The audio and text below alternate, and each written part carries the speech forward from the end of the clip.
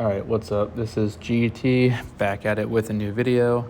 And I don't know if it's just me, but it feels like greed has kind of killed one of my favorite hobbies, which so happens to be gaming.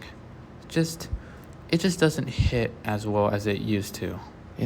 I remember back in the day, oh my god, I can't believe I said that. Now I feel like unk right now.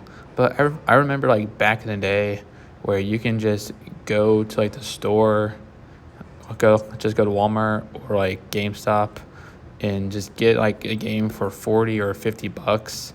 And honestly, you won't have to worry about anything else. Like you don't have to worry about the microtransactions or the servers like being down and not being able to play it fully, like, and not having to worry about, the people who made the game just like forcing you to, buy all the stuff that came with it.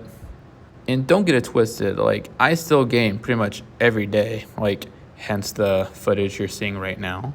And the games I played were actually fun. Look, I'm not saying like games nowadays are crap, but I feels like most of them just feel like a cheap cash grab for their companies. And also another thing, like once you own the game, it was officially yours. Like you don't have to worry about the service being shut down and not being able to play anymore or any of that stuff. And this is not me saying that every game that has come out in the last year or two is shit, which honestly, there's some really good games that come out in that period. For example, Metaphor Refantasio, Persona 3 Reload, College Football 25, just to name a few. I've played those. All really fun games. And there's some games that came out recently in the last year or so that I would really love to try, such as Indiana Jones and the Great Circle and Helldivers 2, just to name two. Oh yeah, and also the new Doom game. I would really like to try that out too. And SMT5 Vengeance is one I would really like to try out in the future. And where I'm going with this is not all games that came out in 2024, 2025, 2023 are bad, but like to get those, diamonds in the rough, like hence being named Diamonds in the Rough, they have been few and far in between. One of the biggest things that has killed gaming for me is the use of microtransactions. And look, as I stated before, I am not a hypocrite.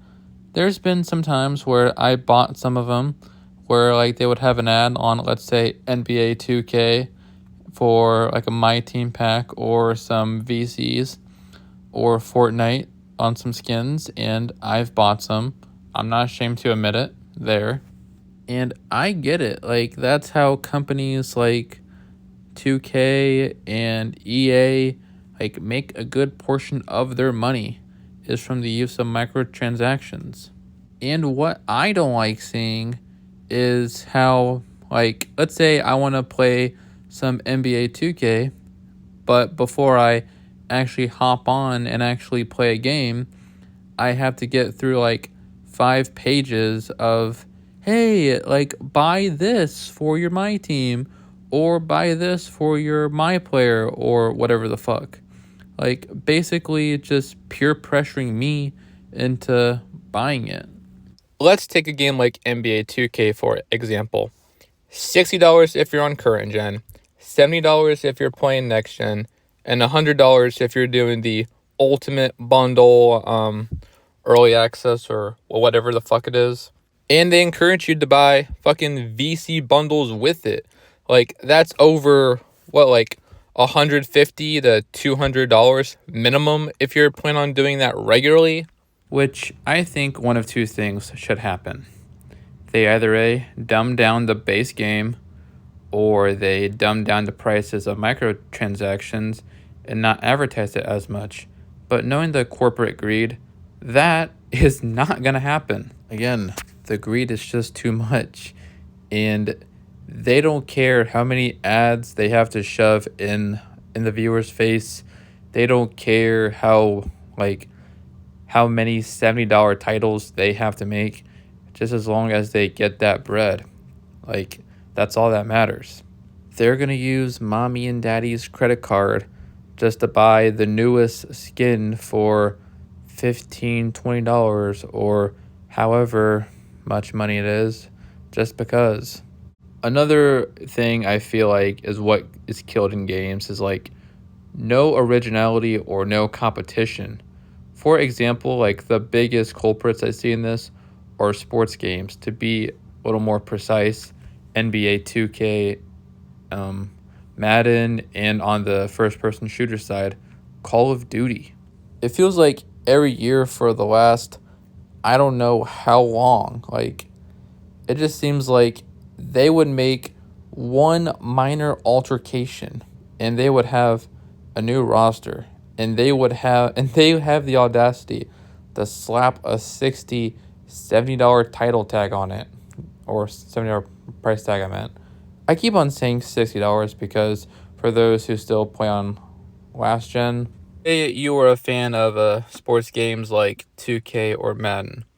Like, for the last several years, I noticed that, like, the minor tweaks and minor alterations, it's just not worth the $60-$70 price tag. Like, at what point do we realize this? And take this from someone who used to be a fan of NBA 2K for years. That's something I can vouch for. And also, that's another reason why a lot of people in the NBA 2K community are leaving, is because of shit like that. And the ones that continue to buy the game every year are sitting back and wondering why it's not getting any better.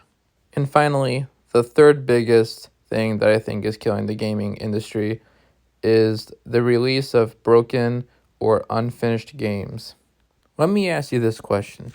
How many times have you played a game within like the first like couple of days or probably even a week of its release, and it came with game-breaking glitches and bugs? This is probably something that's happened to you at least once. Let me give up some examples. NBA 2K20. I remember on release day, that game was glitched out left, right, and center. Another example, Tony Hawk Pro Skater bugs. Not only did it have like no features, like, and then compared to Pro Skater 4 and 3, a game that's like 10 plus years older, again, bugs, glitches, and overall just a complete shit game. And I highly doubt they have even fixed that game.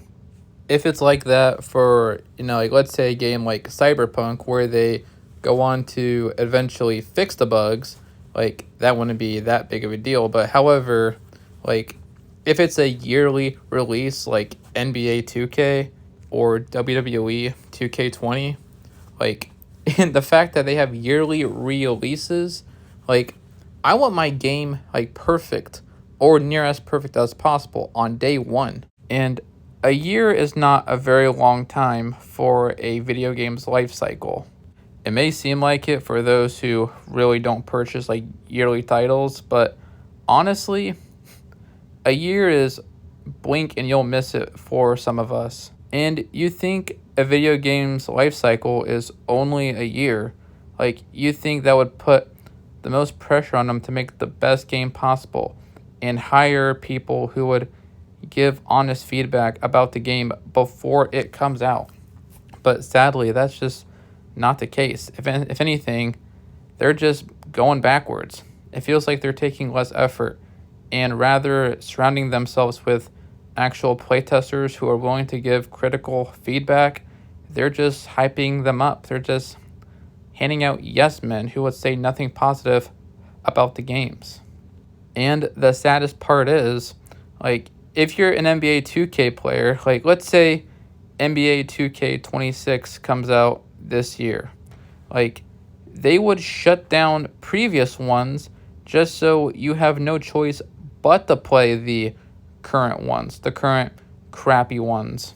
And to be completely honest, I feel like video gaming has definitely taken a step back, like not just in terms of, like the enjoyment of playing the game, but also like on the other end too, like the video game developers like kind of just stopped caring. Like again, I'm not saying there's bad modern games out there now. It just feels like there's a lot more bad than good.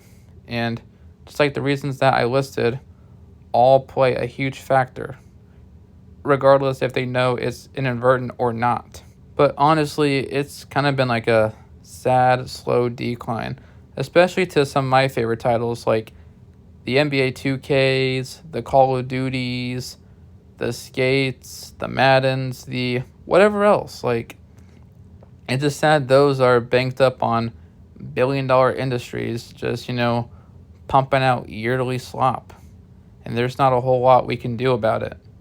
But anyway, thank you for listening to my weekly/bi-weekly rant.